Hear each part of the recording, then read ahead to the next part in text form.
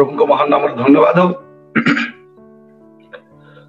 आम से सुंदर अवकाश देते सानिध्य मध्य आसवाई से प्रभु को अशेष धन्यवाद दिए आ जो मैंने आज आम यूट्यूब और जूम जगह जड़ित होती समस्त को प्रभु जीशु नाम नमस्कार स्वागत जनाए प्रत्येक को बाहुल रूपे आशीर्वाद करंतु।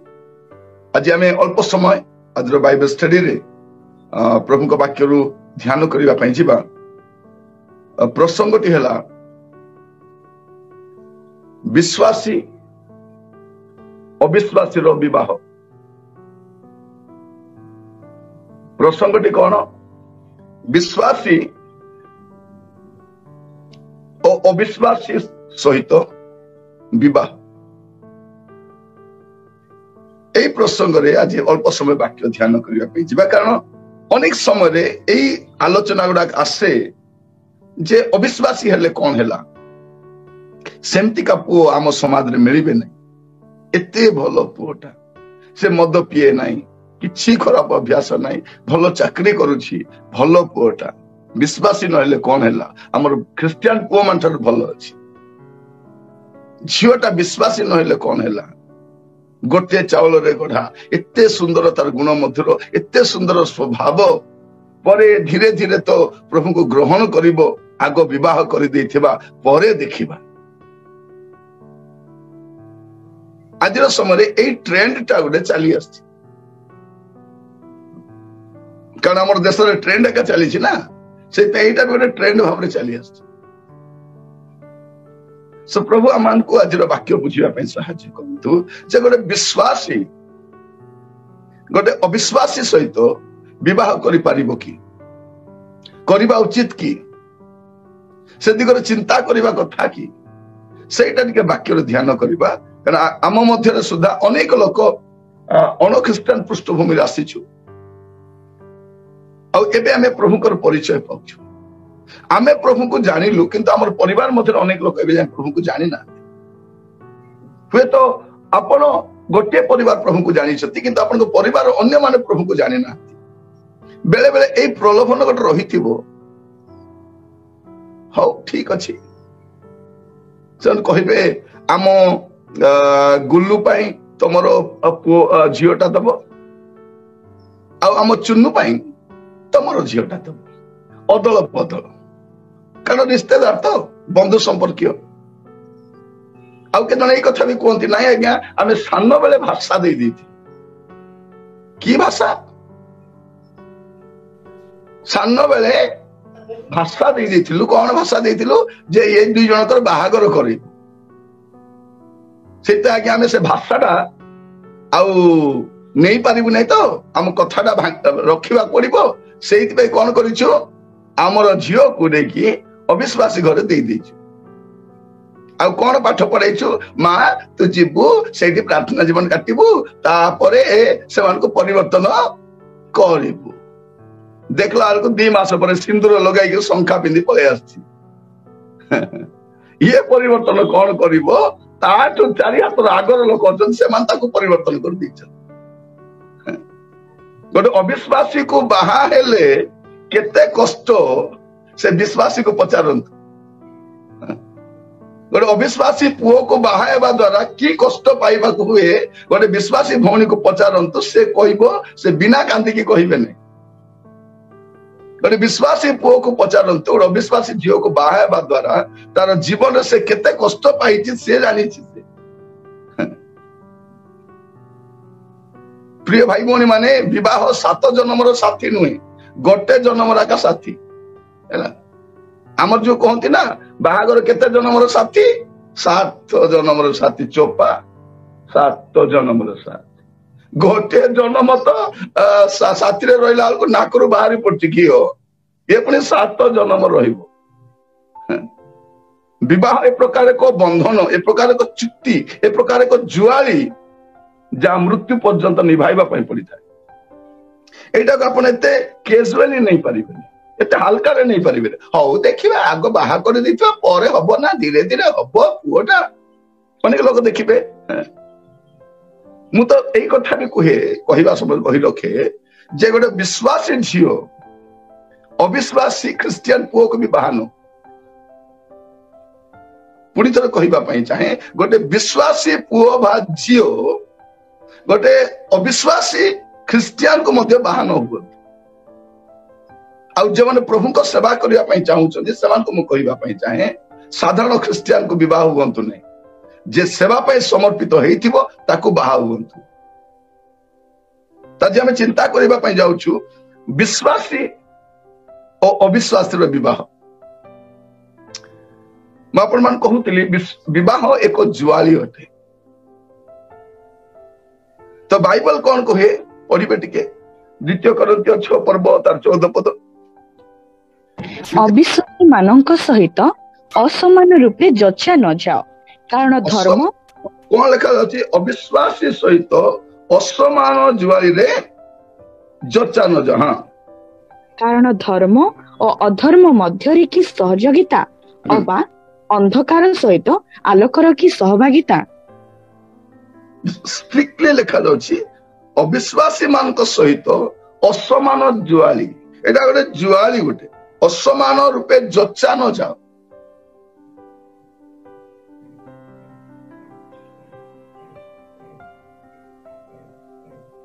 असमान रूपे जचा न जाओ युवा पुओ झी मान को स्ट्रिक्टली कहवाई चाहे जदि आप प्रभु को ग्रहण कर विश्वासी अटंती आपण अविश्वासी को तो बाहा दूर कथा प्रेम ताकू प्रेम करिवे साक्ष्य नष्ट करिवे चरित्र नष्ट करिवे जीवन नष्ट करिवे तापर आसिक आदि अनुताप कहीं करिवे बाइबल तो हमको अनुमति भी दौनी बाइबल परमेश्वर तांकर पिला मान योजना रखी योजना पिला परफेक्ट योजना तो विवाह संपर्क आगे बढ़िया समय पदे कथा पढ़ी रखि एवरी तार 13 पर्व 4 पद विवाह समस्तଙ୍କ ମଧ୍ୟରେ आदरणीय हेउ ଓ ତାହାର ସଜ୍ଜା ସୂଚୀ ଥାଉ କାରଣ ଈଶ୍ୱର ପାରଦାରିକ ଓ ବ୍ୟଭିଚାରୀ ମାନଙ୍କ ବିଚାର କରିବେ। विवाह समस्त समस्त माने कौन इवेन आपण शत्रु माने आपण विवाह को मर्यादा देवार अच्छी साल्यूट मारिबार अच्छी झील बोले एमती रहिबार अच्छी पुओ बोले एमती बाहाघर बोले एटा हो गाड़ी धरी बुलिबो मिसिबो को होटल को पार्क रे 6 मास वर्षे मिसिबो तापरे गोटे प्लान हबो तापरे बाहाबो लोक कोन बोल कहबे अरे एटा से पोटा जाको बाइक रे धरी बसौथि से ना आउ की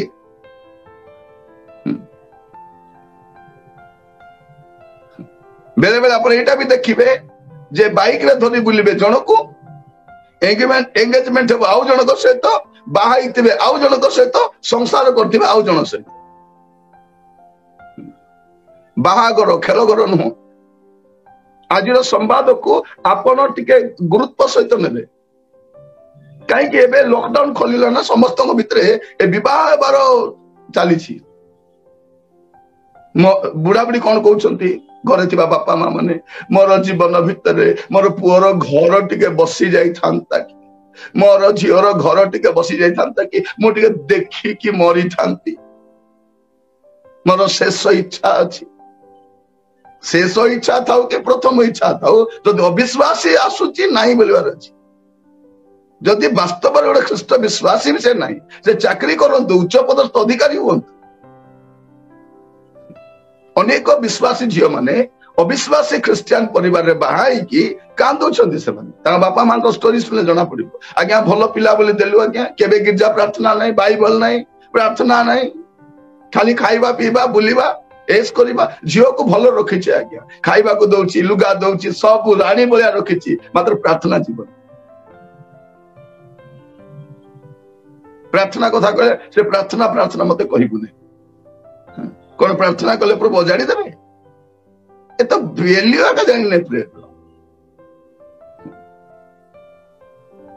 जदि सेमती पुओ हितबो तार बापा मां केंती हितबे बहु आनी छंदी कोन मन पसंद रांधी रांधी देबो पेटे पेटे खाइबे बसिथिबे आम बहु ना सब प्रकार रंधा जाने ताको सब जाना शिष्टाचार जानी छी भलो रोसई करे भलो खाइबा को दिए भलो भलो खाली खाई खाई मरिबा पई जन्म होइछंती प्रार्थना प्रार्थना नहीं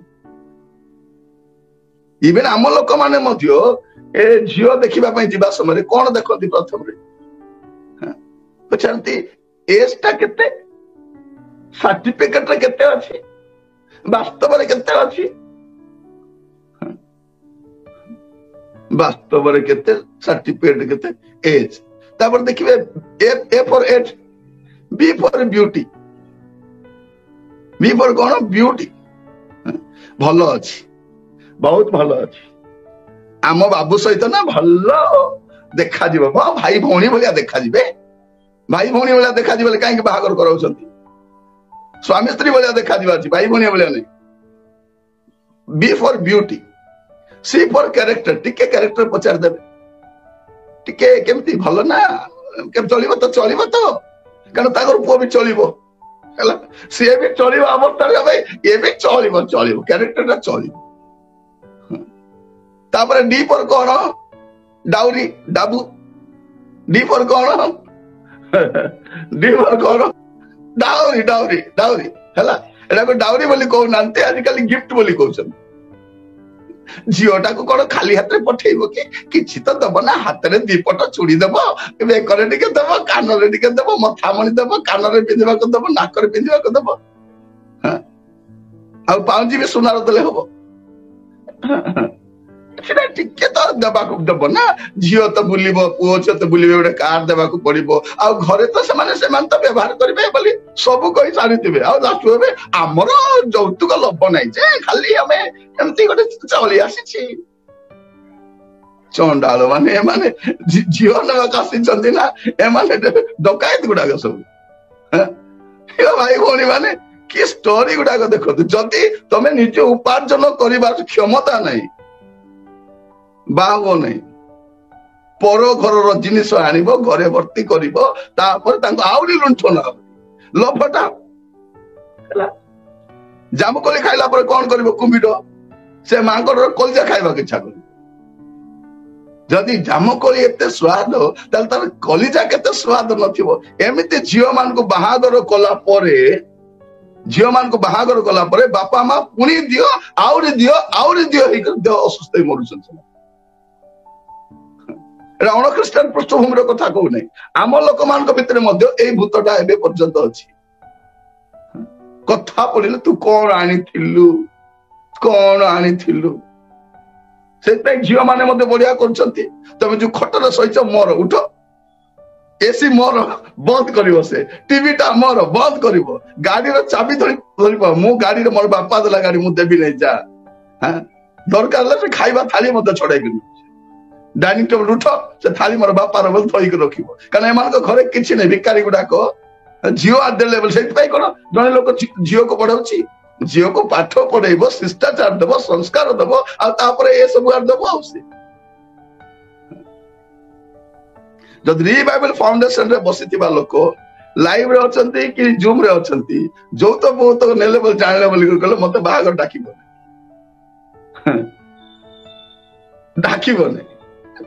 ଗୋଟେ ଝିଅ, ଗୋଟେ ପ୍ରାର୍ଥନାଶୀଳ ଝିଅ, ପବିତ୍ର ଜୀବନ କାଟିବା ଝିଅ ଇଏ ମିଳିଗଲା, ଗୋଟେ ପୁଅ ଗୋଟେ ଭଲ ମିଳିଗଲା, ଏନାଫ ସେଇଟା। ଆଜିର ସମୟରେ ଭଲ ପୁଅ ପାଇବା ଯେମିତି କଷ୍ଟ, ଭଲ ଝିଅ ପାଇବା ବି ସେମିତି କଷ୍ଟ।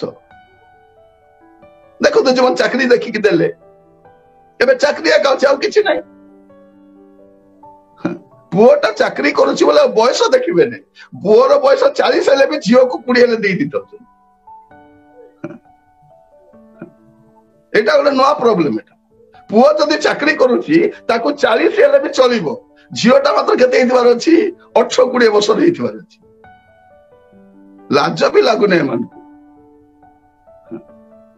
ବର ମାନେ ମୁଣ୍ଡରେ କଳା ବଳି ହେଇକି ଆସିଥାଉଛନ୍ତି ସାନ ସାନ ଝିଅ ମାନଙ୍କୁ ବାହା ହେବା ପାଇଁ।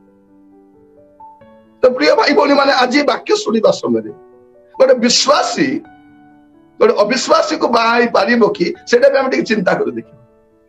ଆଜି ପ୍ରାର୍ଥନା କରିବା, ପ୍ରତ୍ୟେକ ଖ୍ରୀଷ୍ଟୀୟ ପରିବାର ଏଇ ପ୍ରାର୍ଥନା କରିବା, ପ୍ରଭୁ କୋଉ କାଳରେ ମଧ୍ୟ ପ୍ରଭୁ ଗୋଟେ ଅବିଶ୍ୱାସୀ ସହିତ ଆମର ବିବାହ ସମ୍ପର୍କ ହବନି। ଥରେ ଗୋଟେ ଗାଁକୁ ମୁଁ ଯାଇଥିଲି, ବହୁତ ବର୍ଷ ତଳର କଥା, ପ୍ରାୟ 25 ବର୍ଷ ଖଣ୍ଡେ ହବ, 20-25 ବର୍ଷ ତଳର କଥା। ଗୋଟେ ଗାଁକୁ ମୁଁ ଯାଇଥିଲି, ଗଲା ପରେ ପ୍ରଚାର ସରିଲା, ସେ ଚର୍ଚ୍ଚରେ ବାକ୍ୟ ଦେବାର ଥିଲା, ବାକ୍ୟ ଦେଇ ସାରିଲି। ତାପରେ ଜଣକ ଘରେ ଖାଇବା ପାଇଁ ଡାକିଲେ। ଗଲା ବେଳକୁ ତାଙ୍କର 4 ଜଣ ଝିଅ, ଜଣକୁ ପ୍ରାୟ 50 ପାଖାପାଖି ହବ, ଜଣକୁ 40 ଏମିତି ହବ, ଜଣକୁ ଏମିତି 40 ଭିତରେ 2-3 ଜଣଙ୍କର ହବ। ତାପରେ ମୁଁ ପଚାରିଲି ଆପଣଙ୍କର ପରିବାର ଲୋକମାନଙ୍କୁ ଡାକନ୍ତୁ, ଆପଣଙ୍କ ସ୍ୱାମୀ ମାନେ କଣ କରୁଛନ୍ତି, ପିଲାମାନେ କୋଉ କ୍ଲାସରେ ଅଛନ୍ତି? ସେ 4 ଜଣ ଭଉଣୀ ଗୋଟେ କଥା କହିଲେ, ଆଜ୍ଞା ଆମେ ବାହା ହେଇନାଉ, ଆମେ କେହି ବାହା ହେଇନାଉ। ମୁଁ ପଚାରିଲି ଭଉଣୀ ମାନେ ଆପଣ ମାନେ ଏତେ ସୁନ୍ଦର ଅଛନ୍ତି, ଏତେ ପାଠ ପଢିଛନ୍ତି, ବାପା ବି ଭଲ କାମ କରୁଥିଲେ, କାହିଁକି ଆପଣ ମାନଙ୍କୁ ବାହା ହେଇ ପାରିଲାନି? ସେମାନେ ଗୋଟେ କଥା କହିଲେ ଯେ ଆମେ, ମୋ ବାପା ଯୋଉ ଯୋଉ ଜାଗାରେ ଟ୍ରାନ୍ସଫର ହେଇକି ଗଲେ ସେ ସବୁ ଜାଗା ଗୋଟେ ହିନ୍ଦୁ ଡୋମିନେଟେଡ ଏରିଆ, ଅଣ ଖ୍ରୀଷ୍ଟିଆନ ମାନେ ସେଠି ଥାନ୍ତି। ତ ଆମର ବାପାଙ୍କର ଚାକିରି ଜୀବନରେ ପୁରା ଆମେ କେବେ ଖ୍ରୀଷ୍ଟିଆନ ଏରିଆରେ ରହିନାଉ, ଅଣ ଖ୍ରୀଷ୍ଟିଆନ ଏରିଆରେ ଆମେ ରହିଲୁ। ପ୍ରସ୍ତାବ ଆସିଲା, ବ୍ୟାଙ୍କ ମ୍ୟାନେଜର ଆସିଲା, ପୋଲିସ ଅଫିସର ଆସିଲା, ଲେକ୍ଚରର ମାନଙ୍କ ଆସିଲା, ଟିଚର ମାନଙ୍କୁ ଆସିଲା, ବଡ ବଡ କଣ୍ଟ୍ରାକ୍ଟର ମାନଙ୍କୁ ଆସିଲା, ଧନୀ ଲୋକମାନଙ୍କୁ ପ୍ରସ୍ତାବ ଆସିଲା।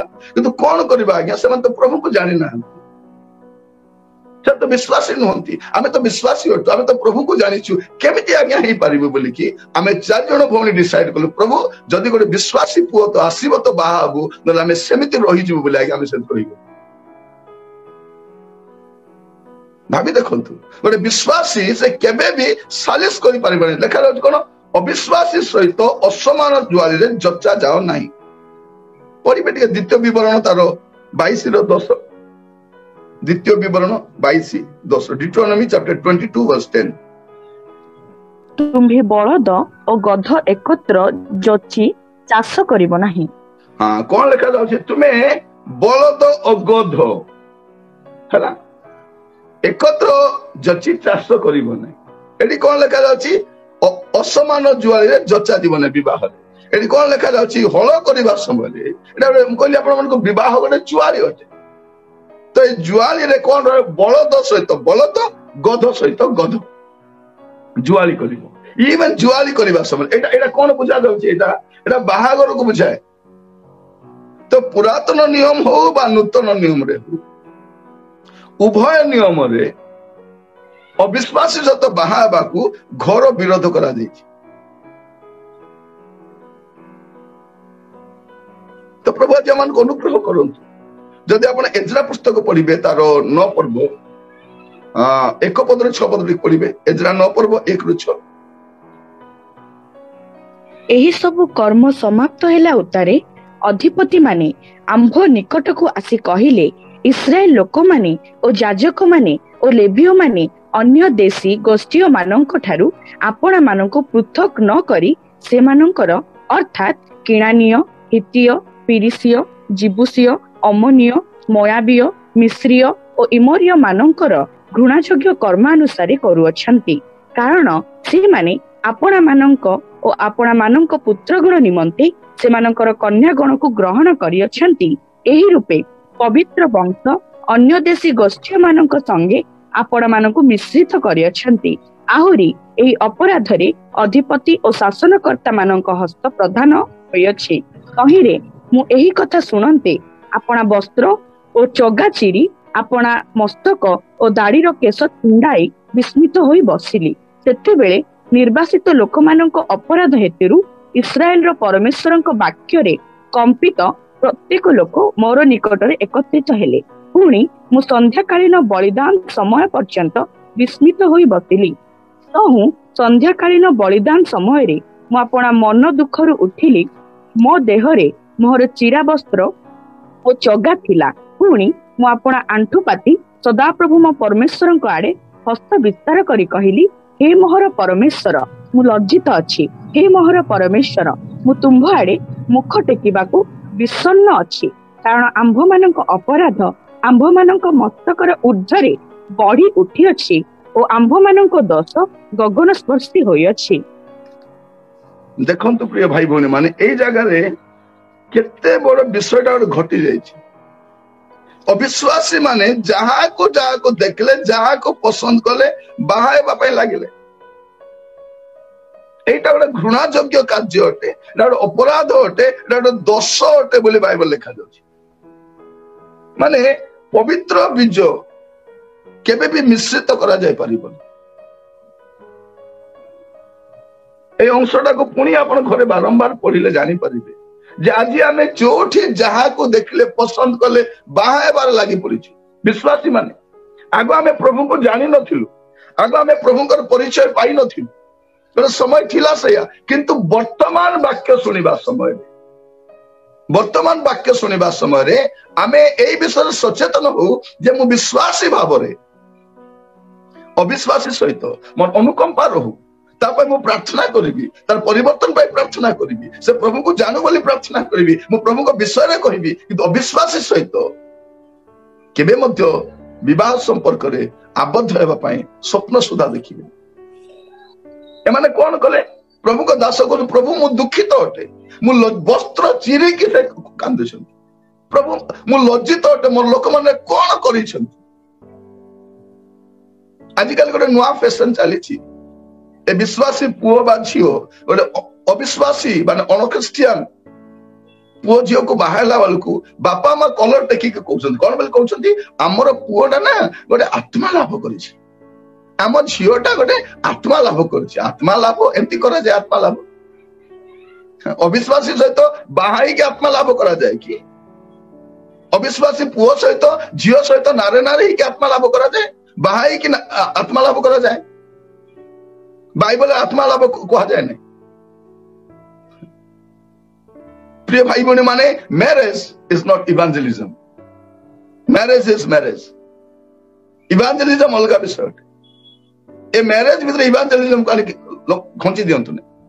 ତ ପ୍ରଭୁ ଆମମାନଙ୍କୁ କହିବା ପାଇଁ ଚାହାନ୍ତି, ଦେଖନ୍ତୁ ଯେତେବେଳେ ପ୍ରଭୁ ପରମେଶ୍ୱର ତାଙ୍କ ଲୋକମାନଙ୍କୁ ଗୋଟେ ମନୋନୀତ ସ୍ଥାନକୁ ନେବା ପୂର୍ବରୁ ସେମାନଙ୍କୁ କଣ ବୋଲି କହୁଛନ୍ତି ଦେଖନ୍ତୁ।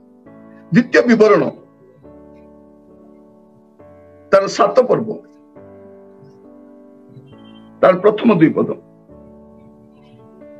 ତୁମ୍ଭେ ଯେଉଁ ଦେଶ ଅଧିକାର କରିବାକୁ ଯାଉଅଛ, ସେହି ଦେଶରେ ଯେତେବେଳେ ସଦାପ୍ରଭୁ ତୁମ୍ଭ ପରମେଶ୍ୱର ତୁମ୍ଭକୁ ପ୍ରବେଶ କରାଇବେ ଓ ତୁମ୍ଭ ସାକ୍ଷାତରୁ ନାନା ଗୋଷ୍ଠୀୟ ଲୋକମାନଙ୍କୁ ହିତୀୟ ଓ ଗିର୍ଗାସୀୟ ଓ ଇମୋରୀୟ ଓ କିଣାନୀୟ ଓ ପିରିସୀୟ ଓ ହିବିୟ ଓ ଜିବୁସୀୟ ତୁମ୍ଭଠାରୁ ମହାନ ଓ ବଳବାନ ଏହି 7 ଗୋଷ୍ଠୀଙ୍କୁ ଦୂର କରିବେ।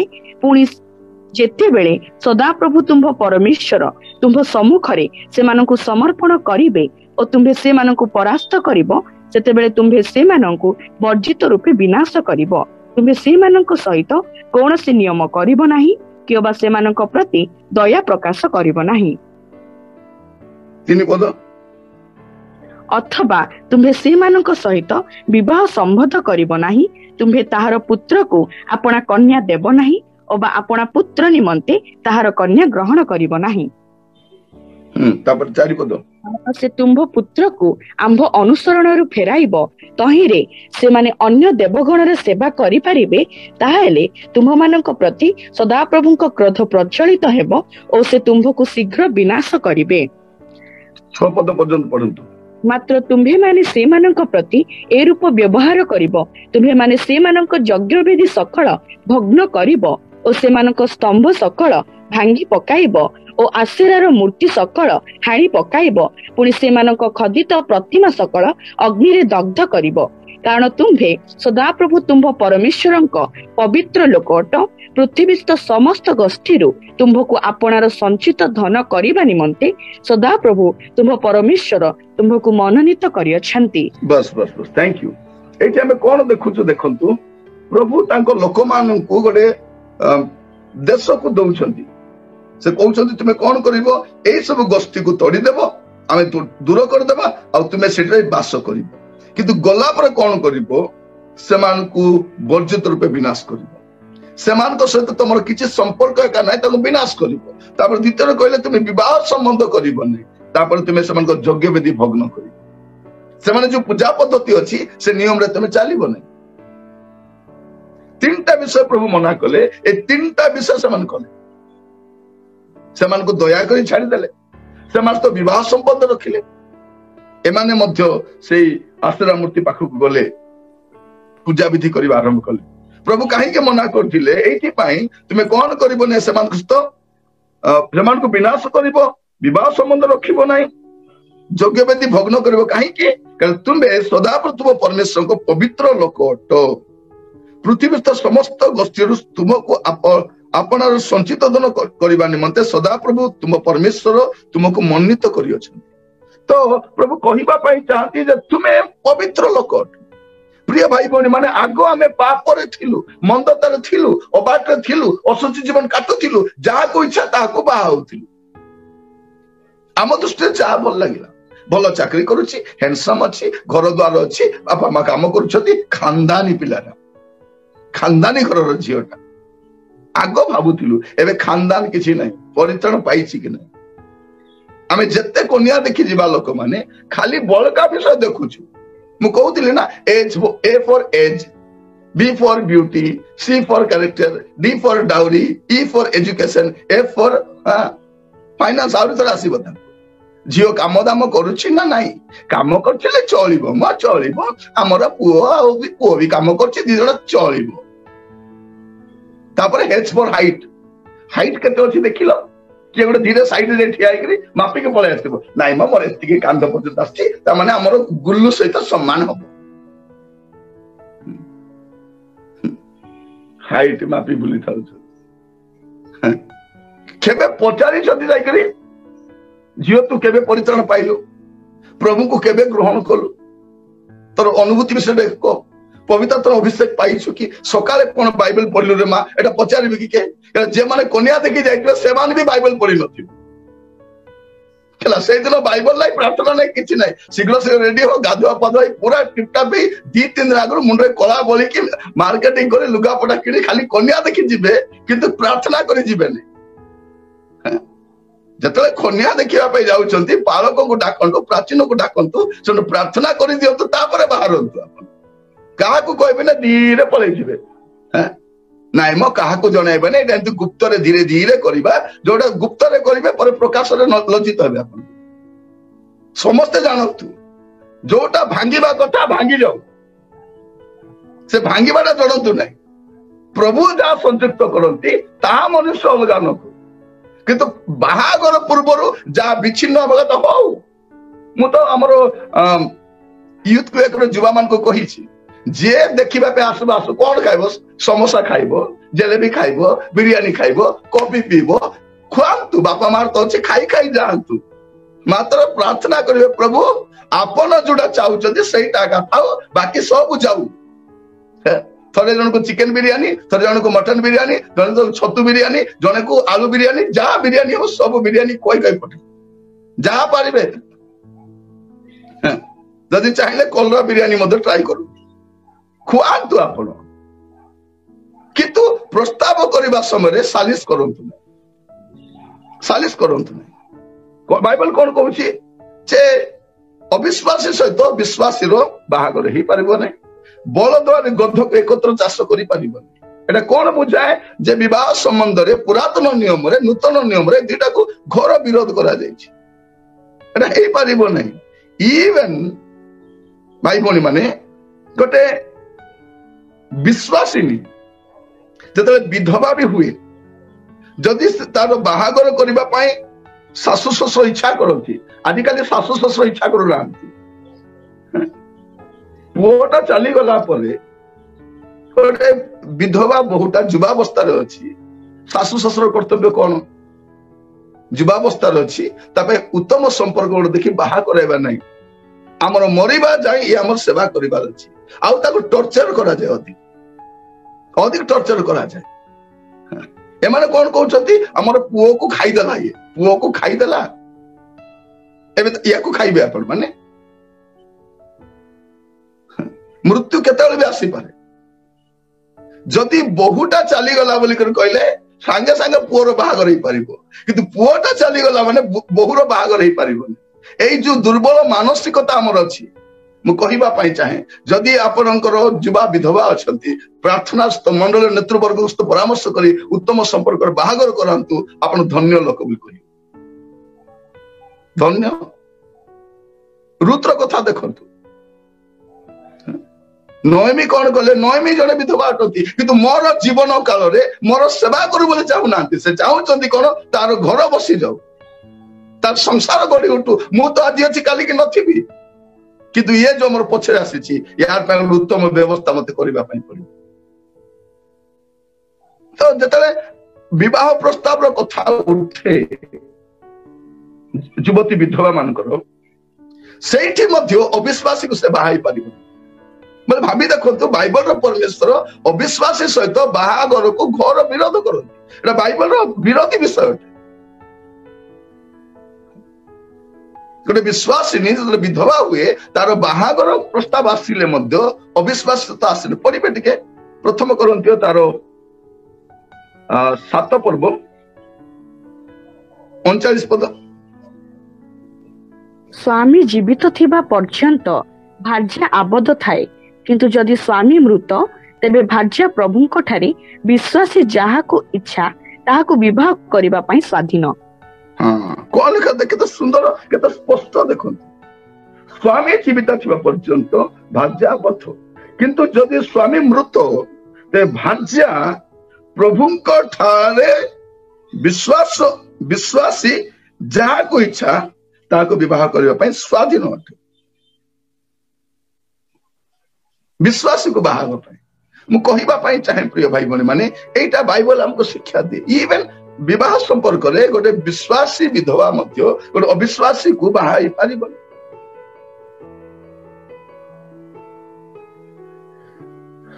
जदि युवती मान सुनतु मो कथा जदि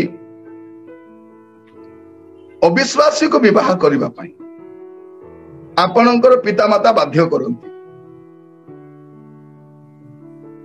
शुणु जिते युवा युवती माने आज यूट्यूब रे जुमरे सुनुछंती आपण प्रभु को ग्रहण कले आपण माँ बापा भी हुए तो प्रभु को नॉमिनाली ग्रहण करिसंती बा ग्रहण करि नांती से माने जदि आपण को अविश्वासी सहित बाहा करैबा पई प्रेशर पकाइबे आपण दृढ़ता सहित नास्ति करंतु नाई मोर इच्छा नाई मो अविश्वासी को बाहा ही पारिबी नाई